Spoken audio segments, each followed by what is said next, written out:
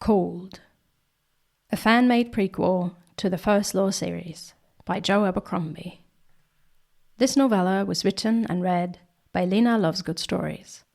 It gives the account of Glokta's arrival in England and his first months as Inquisitor and supervisor of Camp 11, one of the northernmost penal colonies of the Union. Some fool wins the contest every year, and wars produce many promising soldiers. But your achievement of surviving those 2 years was unique. So you were sent to the north and put in charge of one of our mines there. What did you make of England? A filthy sink of violence and corruption. A prison where we've made slaves of the innocent and the guilty alike in the name of freedom. A stinking hole where we send those we hate and those we're ashamed of to die of hunger and disease and hard labor. It was cold, said Glokta. The blade itself, Joe Abercrombie.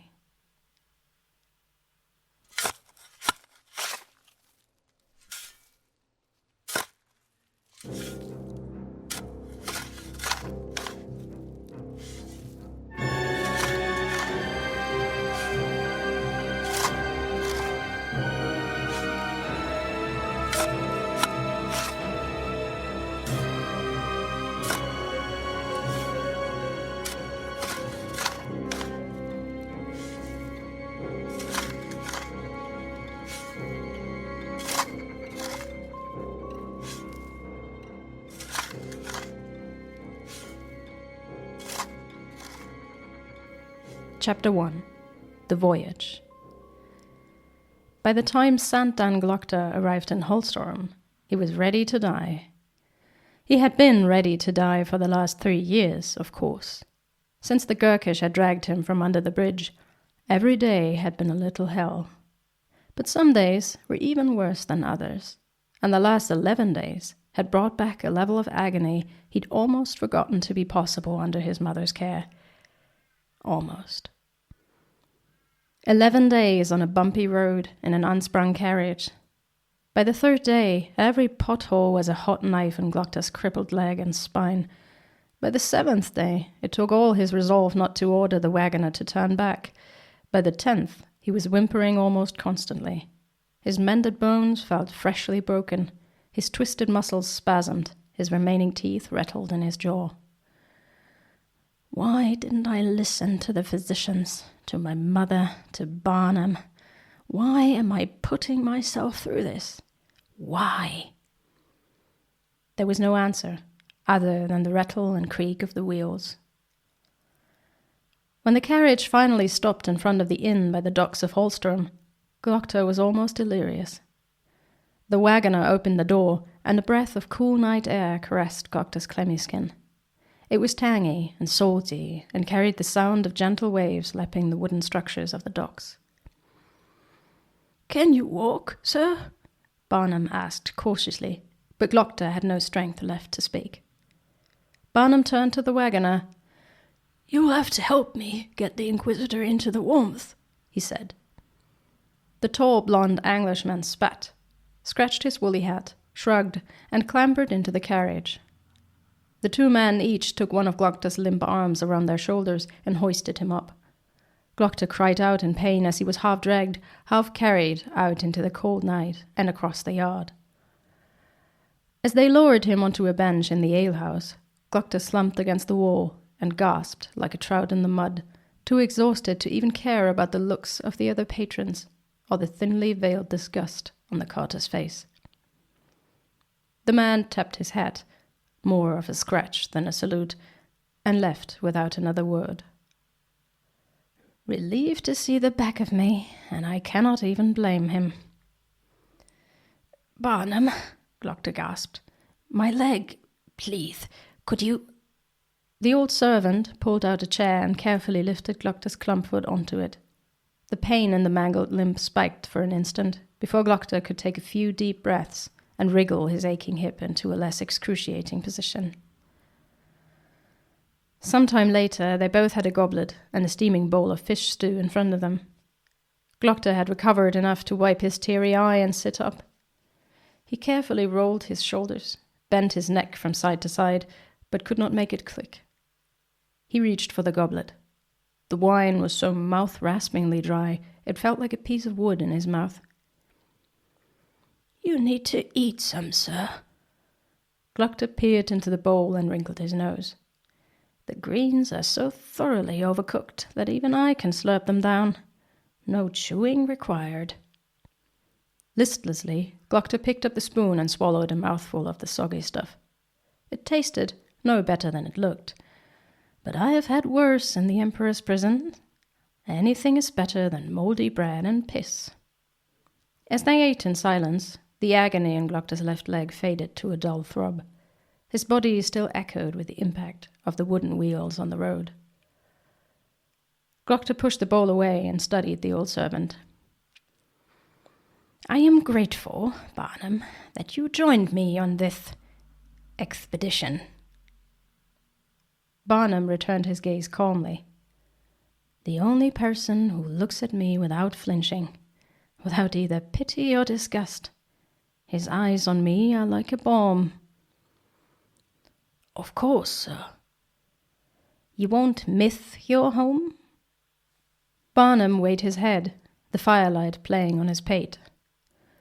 "I will miss nothing but my wife, sir, in Midland as well as in the north." He paused before adding, "And you will need me." "True," Glokta said.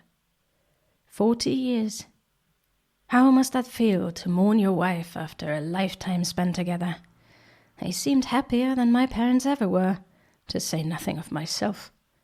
Marriage, happy or otherwise, seems as likely as winning a fencing contest." "Will you be able to embark tomorrow afternoon, sir?" Barnum asked. Glokta smiled grimly, revealing his empty gums. "Not much choice, is there?" "I will have the bath ready by 8 then, and lay out your uniform." Glokta shook his head. "No need. I will change into it when we get to Ostenholm." 6 days of respite before I have to face another carriage, and I should be surprised if the roads in England are half as good as those on the mainland. Another week or 2 of most exquisite pain, I reckon, and all that to become a jailer. But what would have been the alternative? Staying with mother? Becoming a clerk for the Open Council, dutifully scribbling down other men's dribble? Work for a bank? I'd rather be a jailer than a bootlicker or a moneylender. So, England it is. Glokta put down the razor. His lip curled up as he studied his face in the mirror. Hollow cheeks, haunted eyes, angry scars, and sunken lips where his front teeth had once been. When will I get used to this? Will I ever? He tugged at a strand of wavy hair that tickled his chin. A nobleman's cut. The last remnant of the proud, dashing Colonel Sandan Glokta. He bared his empty gums at his reflection. It looks like a cruel joke. "Barnum!" he called over his shoulder, careful not to turn his head too far. "Cut my hair before you help me into my uniform, will you?" The old manservant put down the linen he had been folding. "Sir?" "Get a pair of scissors and cut my hair," Glokta repeated. "Of course," Barnum said, and left. It wasn't long before he returned to the tiny washroom. "How short, sir?" "Short." After, Glokta studied himself again, turning his hollow face this way and that. A faint scar on his scalp showed through the stubble, an old wound from fencing practice. How worried I was that the scar would ruin my appearance. Utterly laughable, how vain I used to be. If only I had known then what I would become. Barnum steadied him by the elbow as Glokta put on his inquisitor's uniform. Black trousers, black coat, wide-brimmed black hat. He looked down at himself and chuckled. I look like a villain from a children's tale, All I want is a crow on my shoulder. Inquisitor Glokta, he whispered. Then he turned around, reached for his cane, and hobbled carefully, painfully, from the room. Superior Goyle looked up from his desk. At first his eyebrows shot up in surprise, then his face fell into an expression with which Glokta was intimately familiar. Disgust. Glokta stood in the doorway, hunched over and leaning heavily on his cane. He bowed his head stiffly and waited as the beefy man studied him. You are Glokta? I am Glokta. The superior's wide mouth pulled down even further. Don't tell me you haven't seen worse, superior, in your line of work. You, the new inquisitor of Camp 11, that must be a bloody joke. Glokta limped into the room. I don't hope so, he said, and lowered himself into a chair with as much dignity as he could muster. The journey was a bit rough on my leg. He tapped at his left calf with his cane. The superior snorted. If you think the journey was rough, you're in for a surprise, man. I bet you won't last a month up there. He wiped a broad palm over his ruddy cheeks, shook his head, and started rummaging around the papers on his desk. Great, he muttered under his breath, and it will be my bloody job to petition the Archlector for a replacement. Again. I am crippled, not deaf, you asshole. Glokta waited in silence while the superior lifted a couple more papers. Finally, he fished a bunch of items from under the chaos. He tossed them on the edge of the desk. The inventory, the logbook, your chain of office, and your CO. Glokta raised his eyebrows. Is that all the training I'm going to get? I don't know what I expected, but more than this. Goyle picked his nose and flicked the contents under the desk. You know what Camp 11 is, Inquisitor? A coal mine, sir. A coal mine? Correct. Goyle's voice dripped with sarcasm.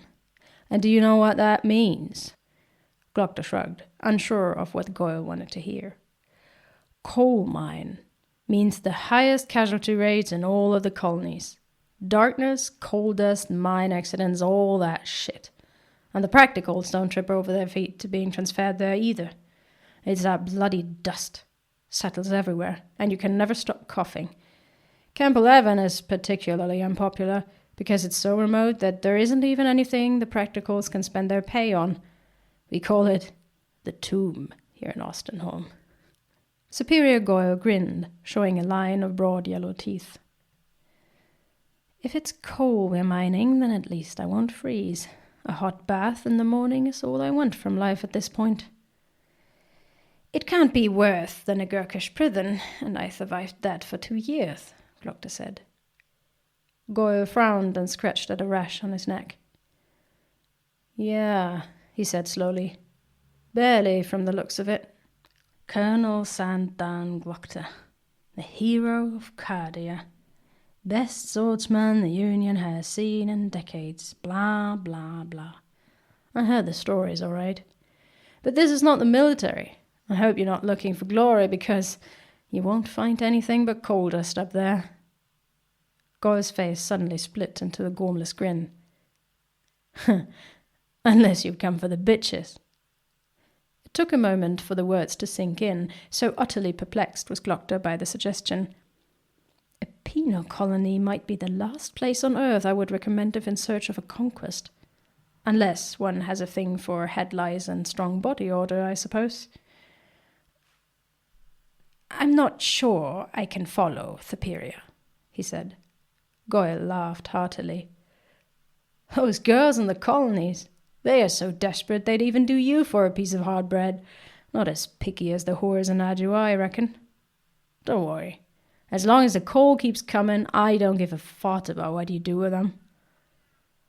Glokta stared at him coldly, and the grin slid off of the superior's face like slop spilling from a bucket. Well, he said finally and cleared his throat, his expression even more hostile than before. You have everything you need, so get out of my sight. Glokta bowed his head respectfully and somewhat painfully. I hope you don't mind me asking, Superior, but what is the procedure exactly? Just in the unlikely case that I do outlive the month, when am I to report back to you? Goyle chewed his tongue for a moment. You send me a monthly report, and I inspect each colony twice a year. Glokta waited. And the supplies? He prompted.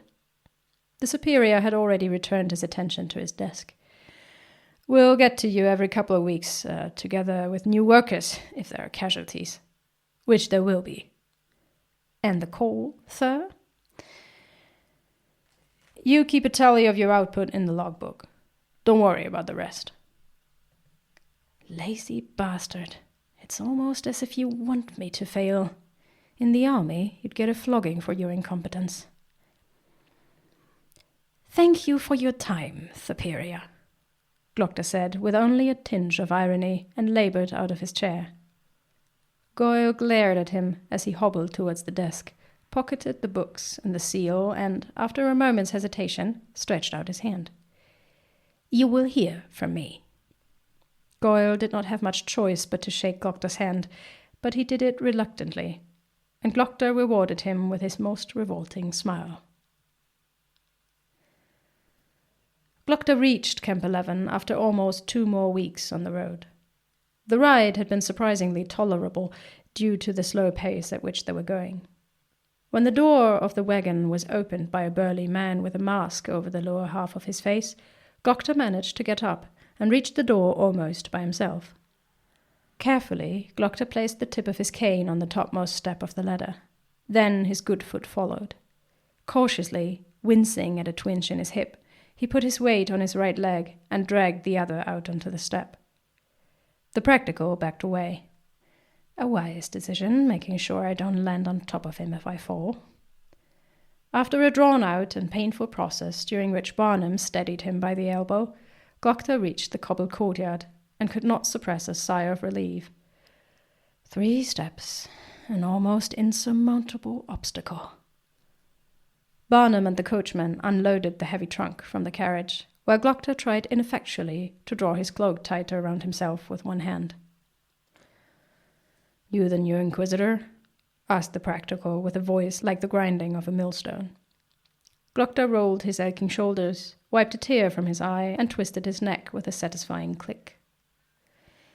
What do you think? He asked, looking up into the man's hard eyes. The tooth fairy? Glokta grinned, revealing the wreckage of his teeth, but the taller man merely shrugged. A more subtle sense of humor, eh?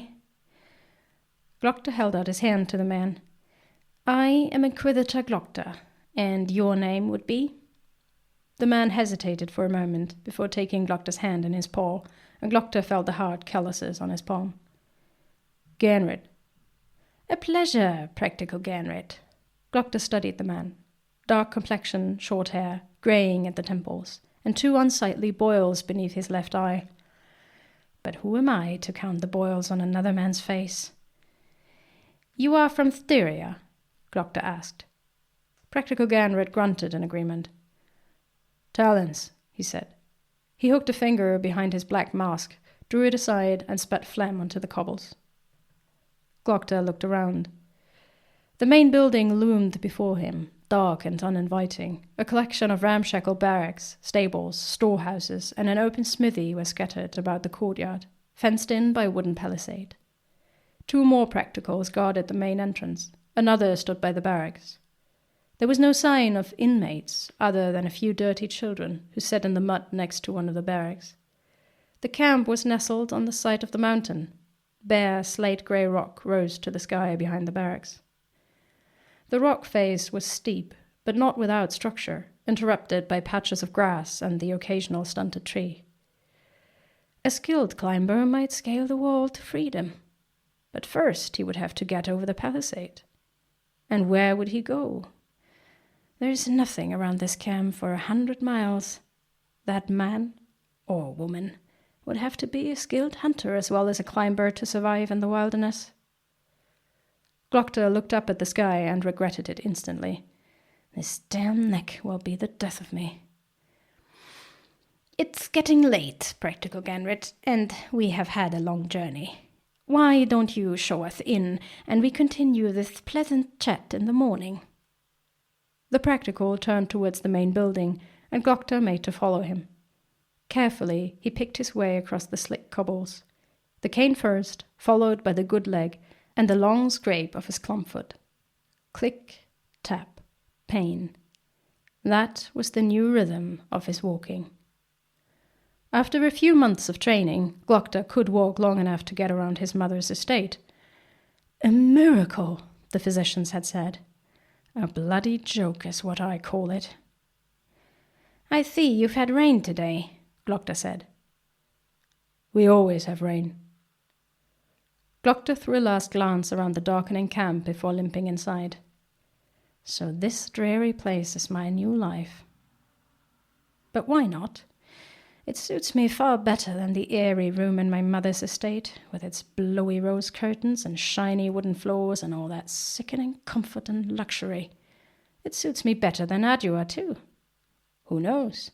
I might even find a man in this camp more ugly than myself. Your quarters are this way, Inquisitor. First door on the right. Glokta followed the man's outstretched arm with his eyes and sighed. Stairs. Why am I not surprised? Glokta clicked his neck and straightened his shoulders, bracing himself against the pain. I will have to lean on you, Barnum, he said. Of course, sir. Glokta's footsteps echoed through the dark hallway as he approached his enemy. Click, tap, pain. I want all practicals assembled in the main hall tomorrow morning, Ganrit. The Styrian nodded his heavy head and stepped out into the twilight. When Glokta finally lay in his bed, the woolen blanket drawn up to his chin and a hot stone from the fire at his feet, his body shook with the strain of the last days. Barnum sat on the left side of the bed. He carefully pulled Glokta's mangled leg to the edge of the mattress, accompanied by a sharp hiss of pain, and began his evening ritual. He scraped cold cream from the small glass tin and rubbed the mixture of beeswax, oil, and rosewater into the scars with methodical strokes. The physician had said it would stretch the taut new skin and loosen the muscle, slowly allowing him more freedom of movement. And it did seem to work. The scars no longer pulled as much as they had at first. Glokta sighed with relief as Barnum got to work. The highlight of my day is being touched by an old man. But beggars can't be choosers, I suppose. Tomorrow you will find somewhere else for me to stay. I'll even take one of those barracks, as long as the room is on the ground floor. Yes, sir. Tomorrow. Glokta wriggled into a more comfortable position. Tomorrow we'll see, Superior Goyle.